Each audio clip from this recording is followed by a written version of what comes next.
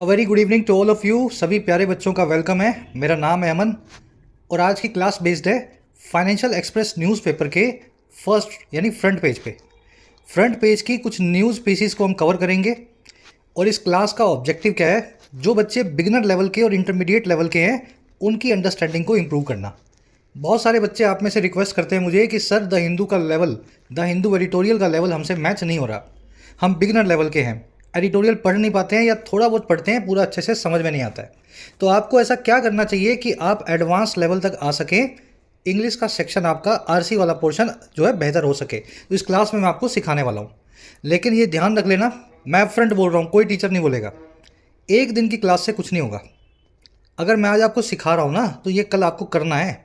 अगले 1.5-2 महीने खुद के लिए 20 मिनट तो निकाल सकते हो, तो 20-25 मिनट खुद को दो। न्यूज़पेपर पढ़ें, टेलीग्राम पे, यूट्यूब पे, कहीं से भी लाओ और उसका फ्रंट पेज जो है आधा घंटा बैठ करके रोज़ पढ़ो। 1-1.5 महीना जिस बच्चे ने ईमानदारी से इस काम को किया, आप हिंदू का लेवल जो है मैच कर लेंगे। चलिए फर्स्ट न्यूज़ से कवर करते हैं। आइए कुछ नया सीखते हैं। FDI use in Paytm under ED lens. पढ़ने में तो बड़ा अजीब सा लगेगा आपको, लेंस कहाँ से आ गया, ईडी कौन है, एफडीआई कौन है। ध्यान से समझो। देखिए एफडीआई का मतलब है फॉरेन डायरेक्ट इन्वेस्टमेंट।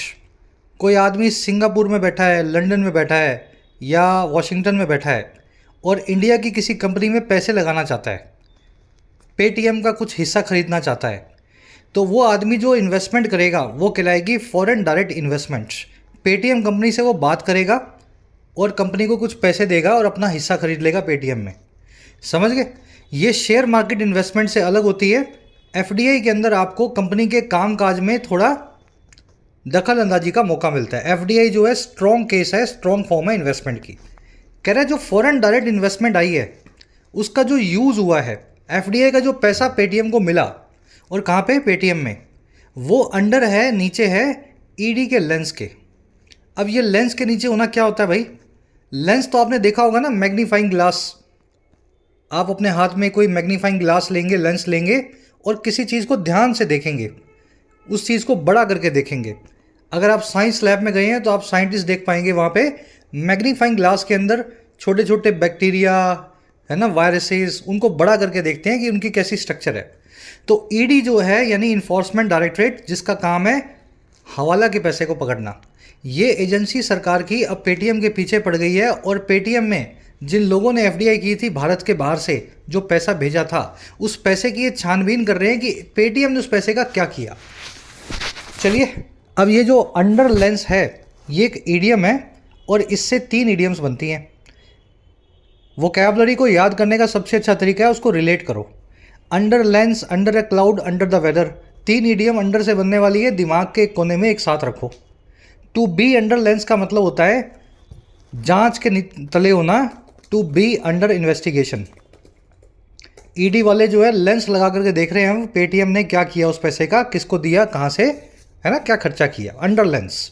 दूसरी जो ईडीएम बनती है to be under a cloud, इसका मतलब होता है शक के बादलों के नीचे होना। क्लाउड का मतलब क्या है, बादल, और अंडर क्लाउड है तो आप बादलों के नीचे हैं और बादल हैं शक के। टू बी अंडर सस्पिशन, ठीक है, सस्पिशन। आपसे मैंने पूछा कि आपने पढ़ाई की, आपने बोला हाँ सर की। मैंने पूछा क्या पढ़ा, आपने बोल ही नहीं पाए, आप बता ही नहीं पाए। भाई जो पढ़ा था वो आपको याद ही नहीं है, तो आपकी बात अंडर अ क्लाउड आ चुकी है, शक होने लगा है मुझे आपकी बात पे, ठीक है। To be under a cloud. तीसरा है to be under the weather. Weather का मतलब होता है मौसम। अगर आप अंडर द वेदर हैं तो आप एक ऐसे आदमी हैं जो बीमार है, इसका मतलब होता है टू बी सिक और इल। इस ईडियम को याद करने का तरीका भी बहुत अच्छा है। पहले के टाइम में जो लोग जहाज़ में सफ़र करते थे, जहाजी, समंदर के जहाज़ में, जब वो बीमार पड़ते थे तो उनको जहाज़ के निचले सिरे में, निचले हिस्से में जहाँ बेड्स लगे होते हैं वहाँ भेज दिया जाता था कि आप नीचे रहो, 3-4 दिन में सही होकर के ऊपर आओ, लंबा सफ़र है। ऊपर रहोगे तो एक तो बीमार ज़्यादा होगे, काम करोगे, थकोगे, और दूसरा आसपास के लोगों को भी बीमार करोगे। तो आप अंडर द वेदर जब हो जाते हैं, मौसम नहीं देख पाते, मौसम के नीचे हो गए हैं, वेदर के नीचे हो गए हैं, यानी आप बीमार हैं।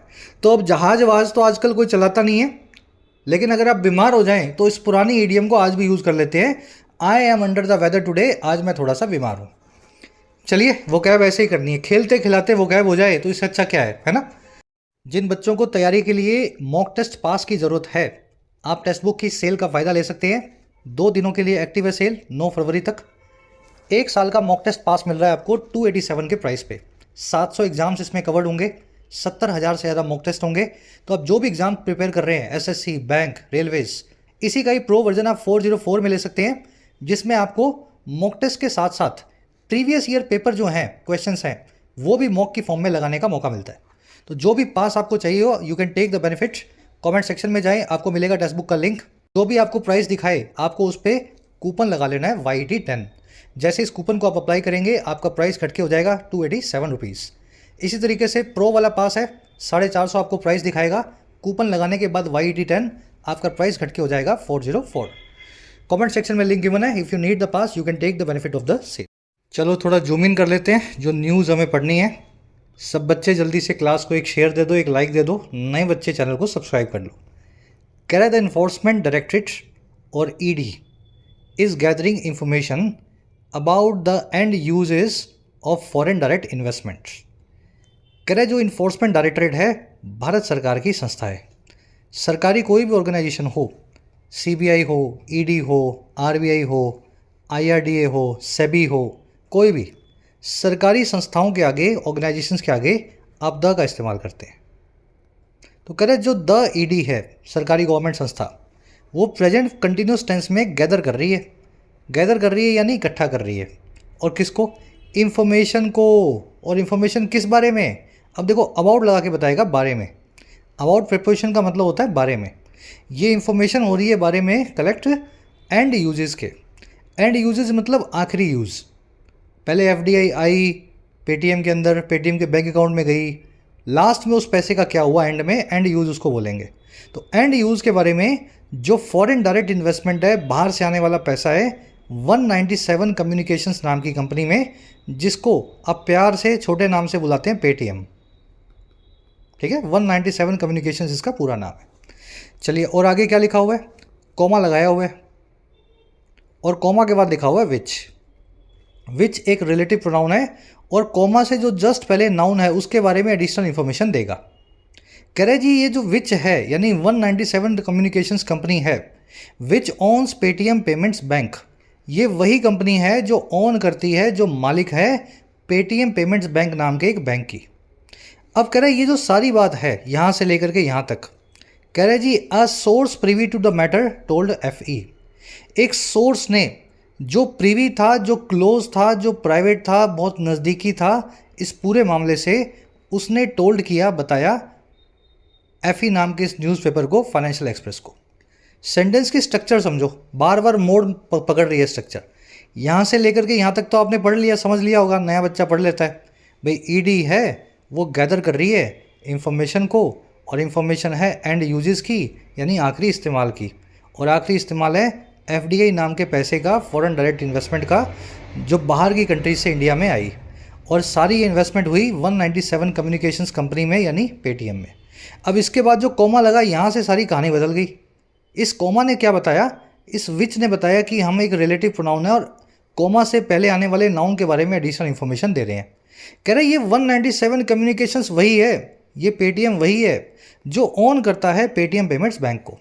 अब बात यहाँ पे ख़त्म हो जानी चाहिए, लेकिन एक कॉमा लगा करके इसने और एडिशनल इन्फॉर्मेशन डाली है। कह रहा है कि ये सारी बात जो है ना, ये सारी बात एक सोर्स ने बताई, जो प्रीवी था, नज़दीक था, क्लोज था इस पूरे मामले से, और उसने बताई हमें, यानी फाइनेंशियल एक्सप्रेस न्यूज़पेपर के रिपोर्टर को। चलिए, ED सब्जेक्ट है, इज़ गैदरिंग इसकी वर्ब है प्रेजेंट कंटिन्यूस टेंस में। सोर्स सब्जेक्ट है, सब्जेक्ट नंबर 2, इसकी वर्ब है टोल्ड, सोर्स ने हमें बताया। विच जो आया है कम्युनिकेशंस के लिए आया है, सब्जेक्ट नंबर 3 रिलेटिव प्रोनाउन, विच की वर्ब है ऑन्स। प्रीवी टू होना, किसी मामले का जानकार होना, किसी मामले से क्लोज होना, नज़दीक होना। ऐसे आदमी ने बताया जो इस कंपनी से जुड़ा हुआ था किसी भी तरीके से, ही was privy to the company, privy to the Paytm company. ठीक है, टू प्रेपोजिशन फिक्स्ड है, प्रीवी टू फेज ऐसे ही चलता है। चलिए और आगे बढ़ते हैं, नेक्स्ट सेंटेंस देखते हैं। ऐसे ब्रेक करके पढ़ोगे तो बहुत आसान है। Correct, the exercise is to ascertain if the foreign funds were used for investments other than those stated to the Reserve Bank of India. कह रहा है ये सारी एक्सरसाइज इसलिए हुई है असरटेन करने के लिए। This exercise is to ascertain. To ascertain यानी टू प्लस में वर्ब की बेस फॉर्म। देखो असरटेन का मीनिंग आपको नहीं पता, कोई बात नहीं, साइड में रख दो इसको। टू प्लस में वर्ब तो समझ पा रहे हो, असरटेन एक वर्ब है, इतना तो आप देख लोगे डिक्शनरी में। टू प्लस में वर्ब की बेस फॉर्म जहाँ भी आ जाए यानी किसी चीज़ के बारे में, उसके ऑब्जेक्टिव के बारे में बताया जा रहा है।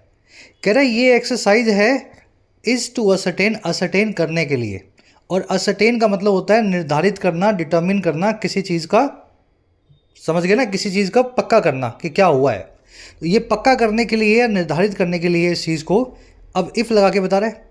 If the foreign funds were used for investments other than those stated to Reserve Bank of India, कि क्या इफ़ जो ये फॉरेन फंड्स हैं, बाहर से आने वाला पैसा है, वो पेटीएम में आया, क्या उनको यूज़ किया गया ऐसी इन्वेस्टमेंट्स के लिए जो इन्वेस्टमेंट्स अदर देन हैं या सिवाय हैं उनके दो उसके जो स्टेट की गई हैं रिजर्व बैंक ऑफ इंडिया को। तो आपने आरबीआई को बोल दिया इस पैसे से हमने एम्प्लॉय की सैलरी दी, इस पैसे से हमने मार्केटिंग की, ये तो आपने आरबीआई को बता दिया। लेकिन हो सकता है आप उस पैसे से कुछ और भी कर रहे हो जो आपने आरबीआई को ना बताया हो। तो बस ईडी यही देखना चाह रही है, कुछ और तो नहीं किया आपने, कहीं उस पैसे की आपने ज़मीन तो नहीं खरीद ली। सरकार मना बोलती है एफडीआई में पैसा एक भी आएगा उसकी ज़मीन स्टॉक मार्केट में कुछ नहीं करना है। चलिए एक्सरसाइज की वर्ब है इस।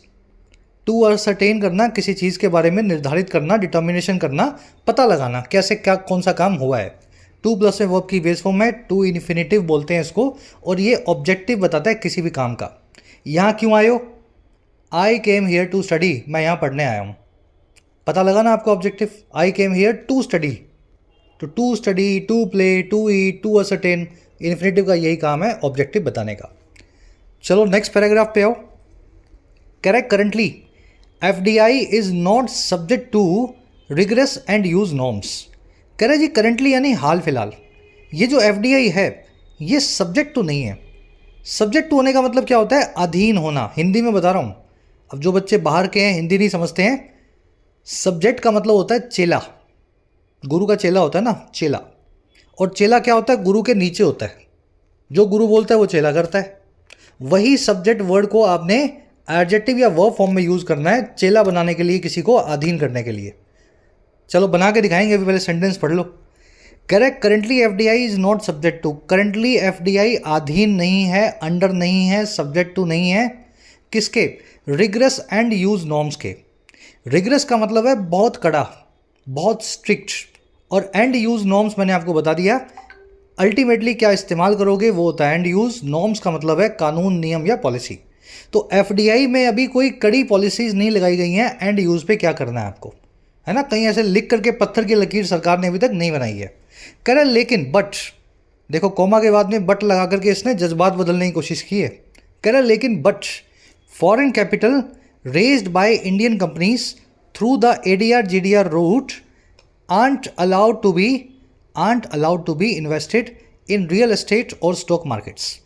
कह रहे लेकिन फॉरेन कैपिटल जो है, जो रेज की जाती है इंडियन कंपनीज के थ्रू, जिस पैसे को आप रेज करना यानी इकट्ठा करना, जिस पैसे को आप रेज करते हैं फॉरेन कैपिटल को, कैपिटल यानी पैसा, कह रहे वो सारी के सारी इंडियन कंपनी में जो रेज होती हैं एडीआर जीडीआर रूट से। ये आपको समझा देंगे एडीआर जीडीआर रूट क्या होता है।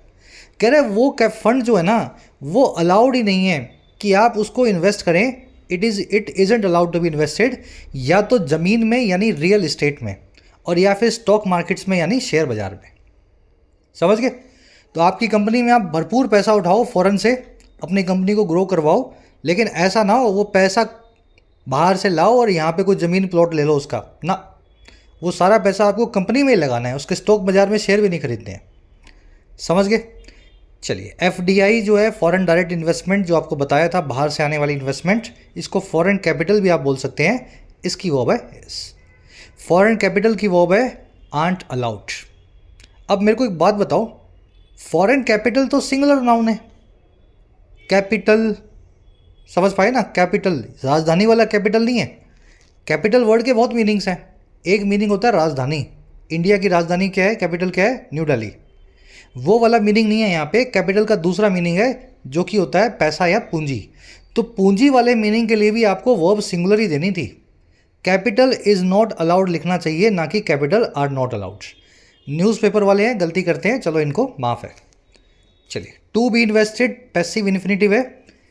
चलो ज़्यादा डिटेल में नहीं घुसेंगे इसकी, क्योंकि ये फिर अपने आप में अलग टॉपिक है। थोड़ा सा आपको पहले बेसिक्स बनाने हैं, फिर ये वाले पोर्शन पे आना है आपको कि पैसिव कब एक्टिव कब।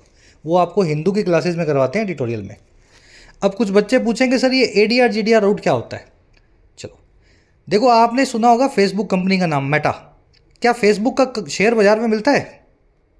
मिलता होगा, लेकिन इंडिया मार्केट में नहीं मिलता। फेसबुक का शेयर आपको अमेरिका में जाके खरीदना पड़ेगा, यानी अमेरिका के किसी ब्रोकर का डीमैट अकाउंट खोलना पड़ेगा और फिर आपको यहाँ से इन्वेस्ट करना पड़ेगा।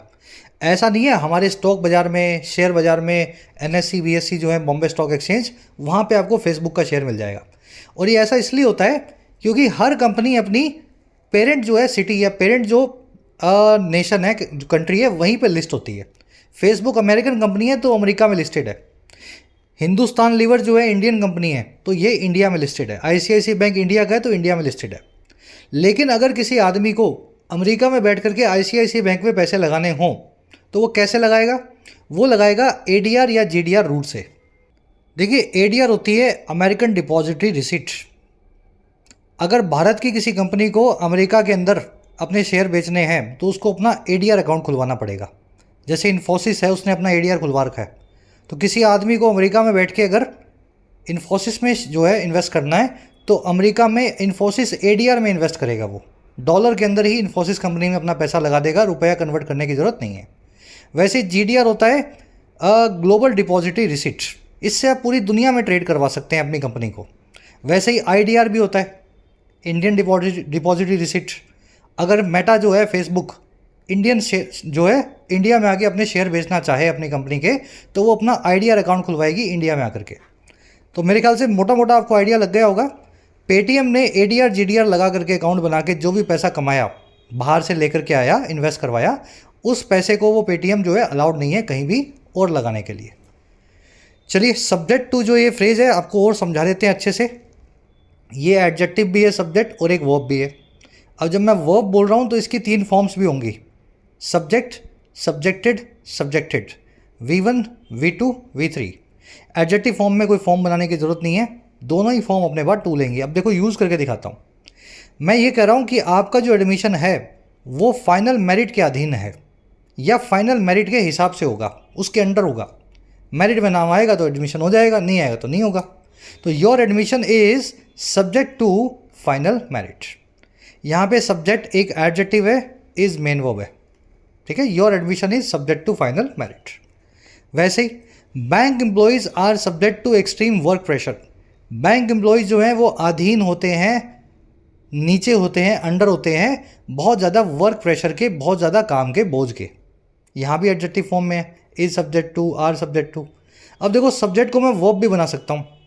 The police subjected him to torture in custody. Police ने उसको अधीन किया। पुलिस अधीन नहीं है, पुलिस ने उसको अधीन किया या गुजारा या अंडर डाला एक्सट्रीम टॉर्चर के कस्टडी के दौरान, हिरासत के दौरान। तो पुलिस सब्जेक्टेड हिम, सब्जेक्ट की सेकंड फॉर्म इस वर्ब फॉर्म को हमने V2 बना के यहाँ लगाया। तो इंग्लिश में आप ध्यान करें, एक ही वर्ड जो है एडजेक्टिव भी हो सकता है, नाउन भी हो सकता है, वर्ब भी हो सकता है, उसका रूप वही होगा, वो सब्जेक्ट सब्जेक्ट सब्जेक्ट ही लिखा होगा, लेकिन आपको पकड़ना है वो वर्ब फॉर्म में यूज़ हुआ है V1 V2 लगा के या वो एडजेक्टिव बन के आया। चलो, फिर किसी क्लास में किसी और एग्जाम्पल के साथ में इसी फ्रेज़ को करवाऊंगा मैं, है ना। अपने नोट्स बनाओ साफ़ सुथरे से। और आज का एक होमवर्क दे रहा हूँ आपको छोटा सा इसी कॉन्सेप्ट के ऊपर। फैक्ट्री वर्कर्स को मैनेजमेंट का बुरा बर्ताव सहना पड़ा। फैक्ट्री वर्कर्स को मैनेजमेंट का बुरा बर्ताव सहना पड़ा। आप इसको सब्जेक्ट टू नाम के फ्रेज़ को यूज़ करते हुए बनाएं और ये बनेगा पैसिव में। थोड़ा सा मैं बना रहा हूँ ताकि आपको हिंट मिले। कोशिश सभी को करनी है, बहुत आसान है। कोशिश मुश्किल उसी के लिए जो निकम्मा है, जिसने चलाना नहीं है पेन ना दिमाग, उसके लिए तो सब कुछ मुश्किल है। बना के दिखा रहा हूँ हल्का सा, बाकी पूरा कर लेना। फैक्ट्री वर्कर्स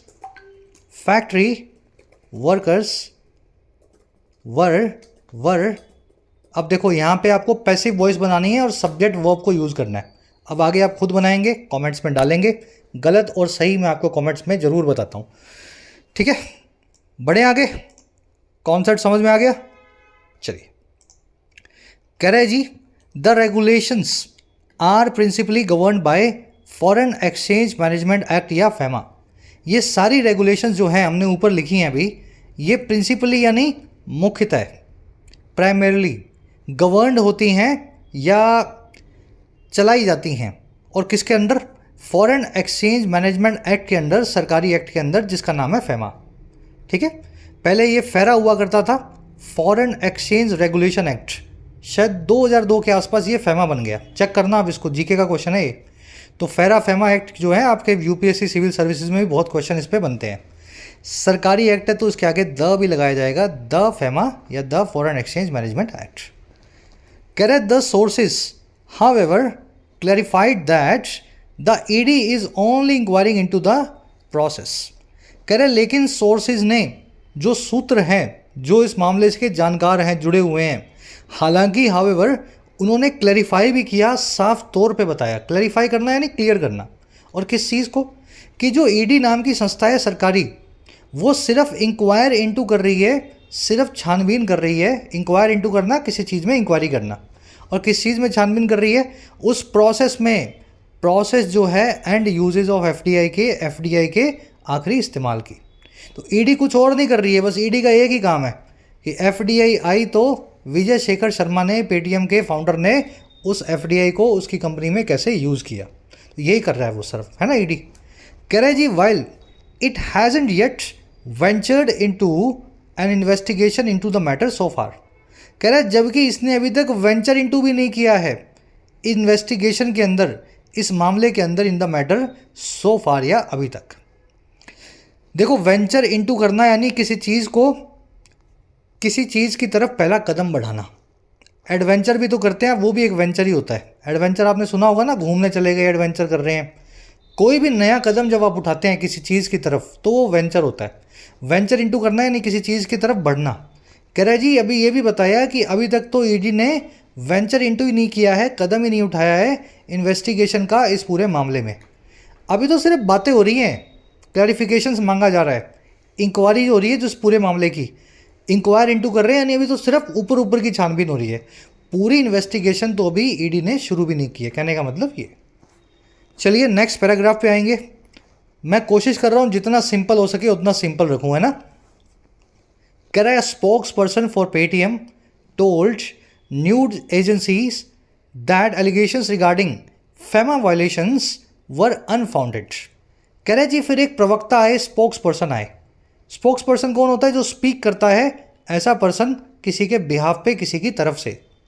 तो कह रहे जो प्रवक्ता आया या बोलने वाला आया पेटीएम की तरफ से, इस कंपनी की तरफ से, उन्होंने टोल्ड किया न्यूज़ एजेंसीज को कि सारी की सारी, अब देखो दैट के बाद में बताइए उनकी बात, कि सारी की सारी जो एलिगेशंस हैं, आरोप हैं, ब्लेम हैं, और किस चीज़ के रिगार्डिंग फैमा वायलेशंस। फैमा क्या है? ऊपर एक्ट का नाम आपको बताया था, मनी लॉन्ड्रिंग एक्ट है, फॉरेन एक्सचेंज मैनेजमेंट एक्ट। कह रहा है उसकी जो भी वायलेशंस हैं, उल्लंघन हैं, कह रहा है वो सारी की सारी अनफाउंडेड हैं। देखिए, फाउंड मतलब किसी चीज़ की नींव रखना, फाउंडेशन यानी किसी चीज़ की नींव, अनफाउंडेड मतलब जिसकी कोई नींव ना हो, आधार नहीं हो, है ना, ऐसी चीज़ जो बेसलेस हो। तो उन्होंने यही बोला कि ये सारी एलिगेशंस की कोई फाउंडेशन या नींव नहीं है, ये अनफाउंडेड है, आधारहीन है, एंड फैक्चुअली इनकरेक्ट, तथ्यात्मक तौर पे, फैक्चुअल तौर पे इनकरेक्ट है, गलत है। तो पेटीएम ने तो साफ साफ बोल दिया भाई हमने कुछ भी गलत नहीं किया, ऐसे ही चल रहा है हमारे ऊपर जो भी केस बना हुआ है। स्पोक्स पर्सन सब्जेक्ट हो गए आपके, टोल्ड इनकी वर्ब है। चलिए लास्ट पैराग्राफ देखते हैं। कह रहे the RBI had ordered Paytm payments bank और PPB to wind down most of its business. कह रहे जी आरबीआई जो है वो ऑर्डर कर चुका था पास्ट में। भाई ऑर्डर्ड का मतलब है ऑर्डर किया, हैड ऑर्डर्ड का मतलब है इस पूरे मामले से पहले ही ऑर्डर कर चुका था, इस मामले से भी पहले ही काम हो चुका था। तो आरबीआई हैड ऑर्डर्ड, और किसको ऑर्डर किया था? पेटीएम पेमेंट बैंक को, कि वो विन डाउन करे। विन डाउन का मतलब होता है रिलैक्स करना, चीज़ों की इंटेंसिटी को कम करना। 50 की स्पीड पे भाग रहे हो, अगर आप 10 की स्पीड पे आ गए तो आप विन डाउन कर रहे हैं। तो उन्होंने भी यही बोला कि थम जाओ, धीमे हो जाओ, विन डाउन कर लो अपने ज़्यादातर बिजनेस को, पेमेंट बैंक वाले। और जिसमें क्या क्या शामिल है? ये सारी चीज़ें शामिल हैं। Including deposits, credit products, digital wallets, और ये सारा काम आपको करना है 29 फरवरी तक। उससे पहले पहले आपका ये सारा काम पूरा हो जाना चाहिए। 29 फरवरी के दिन ऐसा सुनने को ना मिले कि आपने किसी नए आदमी का पेमेंट बैंक खोला है, उसमें कुछ डिपॉजिट एक्सेप्ट किया है। ये सब आपको 29 फरवरी से पहले पूरा कर लेना है। समझ गए? आरबीआई की वो है हेड ऑर्डर। डिपॉजिट आप समझते हैं जमा, क्रेडिट प्रोडक्ट्स मतलब उधार के प्रोडक्ट्स, कुछ लोग पेटीएम से उधार भी लेते होंगे ना, दुकानदार वगैरह। डिजिटल वॉलेट आप समझते ही हैं, पेटीएम करो, पेटीएम की डिजिटल वॉलेट। बाय प्रेपोजिशन जो है ना, बड़ी प्यारी प्रेपोजिशन है। ये प्रेपोजिशन अगर किसी वक्त के पॉइंट से पहले आ जाए, पॉइंट ऑफ टाइम से पहले आ जाए, तो ये मियाद को बताती है। मियाद का मतलब समझते हैं ड्यूरेशन, या ड्यूरेशन भी नहीं, डेडलाइन। जैसे मैं आपको बोलूं भाई कल तक मेरे पैसे मिल जाने चाहिए, you will have to return my money, you will have to return my money by tomorrow. Deadline मिल गई ना, तो लास्ट डेडलाइन से पहले आप बाय लगा करके उस मियाद को बताते हैं। 15 तारीख तक ये फॉर्म भर देना है आपको। You will have to fill this form by 15th of the month, जो भी 15 जिस भी मंथ की है। तो बाय प्रेपोजिशन का टाइम के साथ जब भी यूज़ होता हुआ देखें तो समझ लें किसी डेडलाइन की बात की जा रही है, डेडलाइन। चलिए अब ये फ्रेजल वर्ब है विंड डाउन।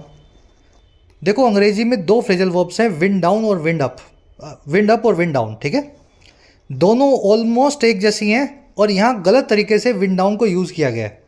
अब मैं बोल रहा हूँ इसलिए गलत नहीं है, आप खुद डिसाइड करना अभी क्यों गलत है। दोनों पहले इडियम्स, इन फ्रेजल वर्ब्स का मीनिंग समझो।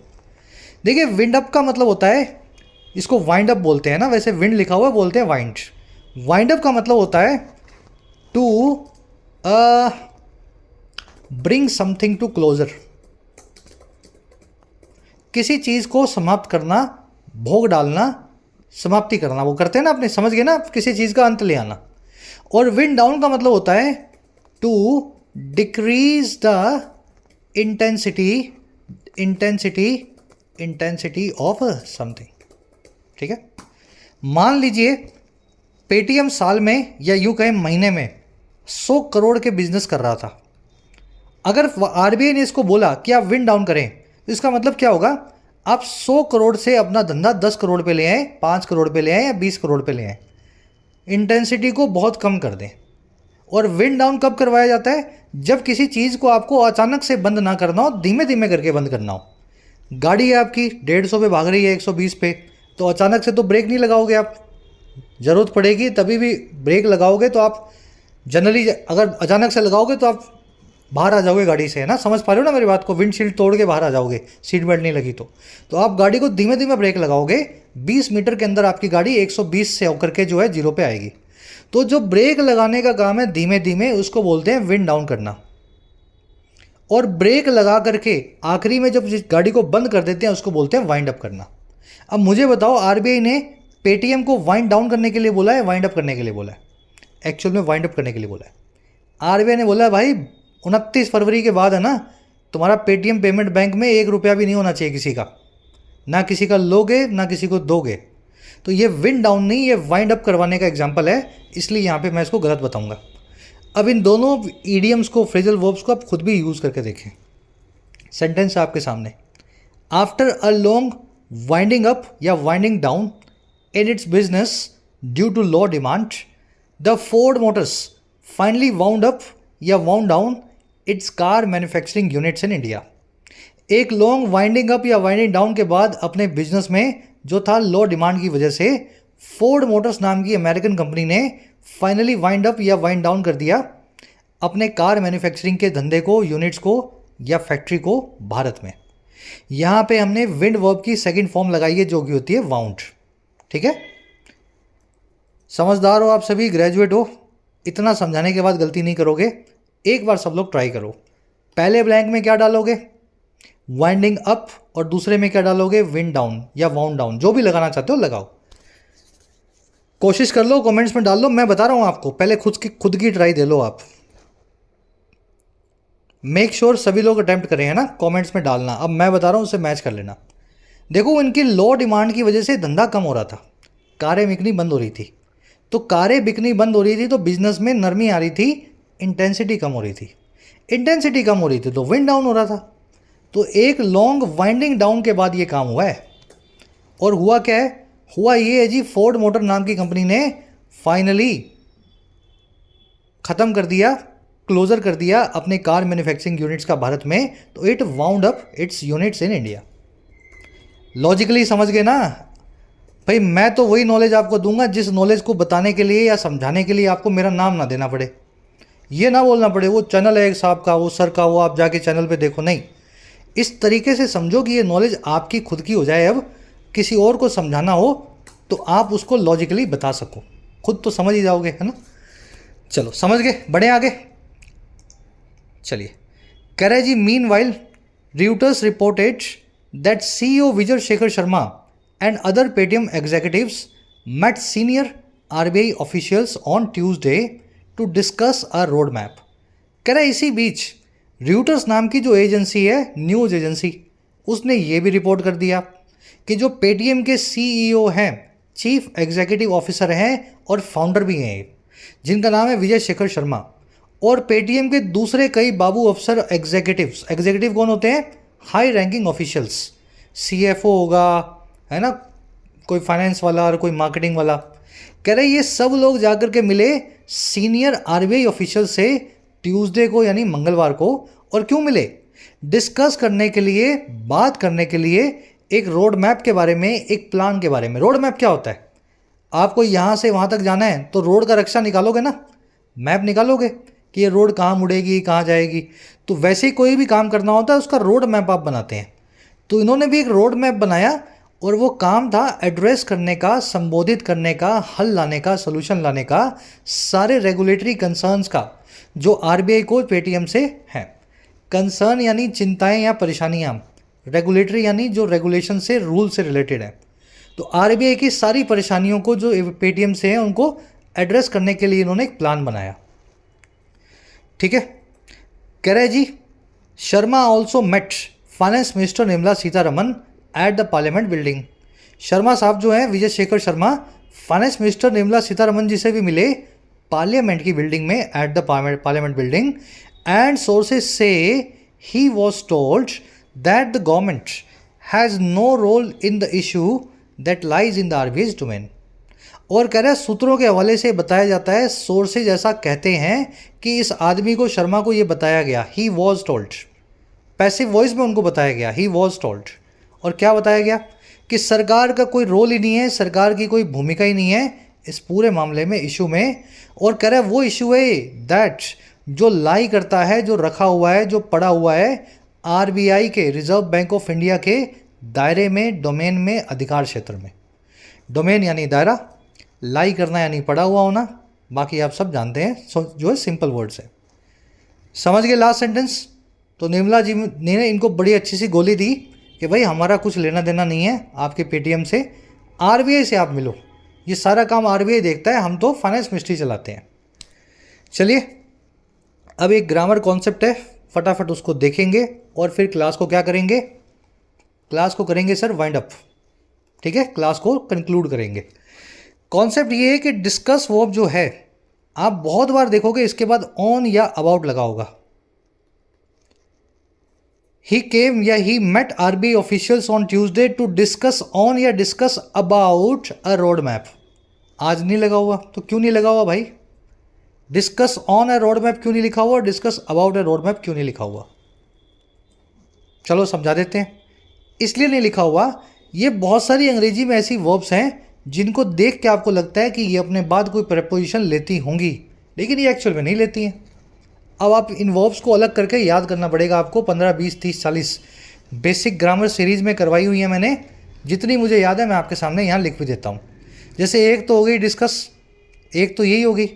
इसके अलावा जैसे एक वर्ब है इंट्रोड्यूस, इंट्रोड्यूस, तो इंट्रोड्यूस के बाद कुछ लोग अबाउट लगा देते हैं, ही इंट्रोड्यूस्ड अबाउट। अबाउट नहीं, जो भी चीज़ इंट्रोड्यूस की है वो सीधे लिखो। ही इंट्रोड्यूस्ड ए प्लान, ही इंट्रोड्यूस्ड हिज फैमिली, जो भी आप इंट्रोड्यूस कर रहे हैं, कोई प्रेपोजिशन बीच में नहीं आएगी। वैसे एक वर्ब है एम्फसाइज। एम्फसाइज का मतलब होता है जोर डालना। इसके बाद में बहुत लोग ऑन लगाते हैं, गलत है। एम्फसाइज वर्ब अपने बाद में ऑन नहीं लेती। एम्फसाइज की तरह एक वर्ब है स्ट्रेस। इसी तरह की एक वर्ब है एक्सप्लेन, एक्सप्लेन, ठीक है, एक्सप्लेन। इसी तरह की एक वर्ब है इन्वेस्टिगेट, फिर एक वर्ब है ओपोज। अब देखो बेसिक ग्रामर सीरीज़ के अंदर मैं आपको लिंक दे दूंगा, उसका आपको करनी पड़ेगी बेसिक सारे के सारे। वहाँ पे ऐसी सारी वर्ब्स मैंने आपको लिखवाई हुई हैं जो एग्जाम में पूछी जाती हैं। कुछ एक के एग्जाम्पल मैंने आपके सामने लिख दिए जितनी मुझे याद आई। अब इन वर्ब्स के बाद आपको प्रेपोजिशन नहीं लगाना है, तो doctors emphasise on the importance of exercise. Doctors जो लोग हैं एम्फसाइज करते हैं, जोर डालते हैं एक्सरसाइज की इंपॉर्टेंस पे। तो एम्फसाइज वर्ब अपने पास ऑन नहीं लेगी, तो यहाँ पे आपको उनको निकाल देना है। We were called to discuss about the issue, हमें बुलाया गया था इशू के बारे में डिस्कस करने के लिए। तो डिस्कस अबाउट द इशू गलत है, आपको अबाउट निकाल देना है। Discuss the issue. Can you explain on the reasons behind this error, क्या आप रीजंस को एक्सप्लेन कर सकते हैं इस एरर के पीछे के। तो एक्सप्लेन ऑन गलत है, आपको लिखना है एक्सप्लेन द रीजंस।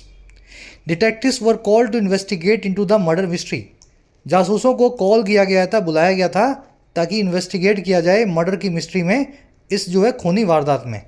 इन्वेस्टिगेट भी नहीं लेगी, तो इन्वेस्टिगेट मर्डर मिस्ट्री लिखें, इनटू नहीं लगाना है।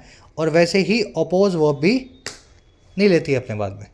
याद रखना पड़ेगा, बार बार रीडिंग में आएंगी, मैं आपका ध्यान खींचूंगा। जो बच्चा रोज़ रीड कर रहा है 15-20 मिनट, उसके लिए खेल है, और जो कभी कभी करता है उसको बड़ा परेशानी होती है याद करने में ना। चलिए रैपअप करेंगे सेशन को। याद रखें इन वर्ब्स की नाउन फॉर्म अपने बाद में प्रेपोजिशन लेती है।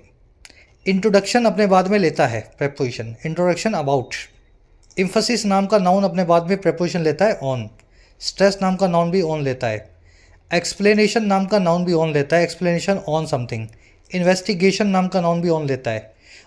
अपोज नाम का नाउन तो कोई है नहीं इसका, इसके लिए एक दूसरी वर्ब है ऑब्जेक्ट, वो अपने बाद में टू लेती है। अपोज नहीं लेता, लेकिन ऑब्जेक्ट अपने बाद में टू लेता है। थोड़ी सी एडिशनल इन्फॉर्मेशन दे रहा हूँ, जिन बच्चों ने कॉन्सेप्ट सीखे हुए हैं उनके रिवाइज हो जाएं। जो आप नए हो तो कोई बात नहीं, ये इन्फॉर्मेशन आप अभी नज़रअंदाज कर दो। चलिए रैपअप करते हैं, वाइंड अप करते हैं अपने सेशन को।